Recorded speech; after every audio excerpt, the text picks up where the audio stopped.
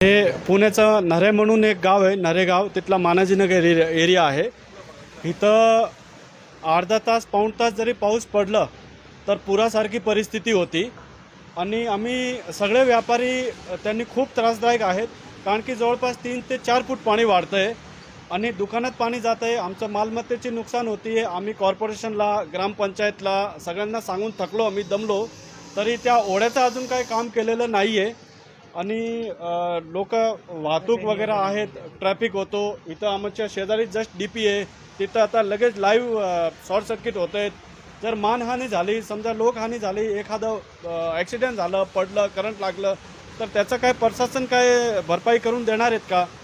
पाण्याची आणि ह्या ओढ्याची व्यवस्थित सोय करून घ्या, हीच आमची अपेक्षा आहे. व्यापारी मंडळ संघ पुणे, मानाजीनगर, नरे.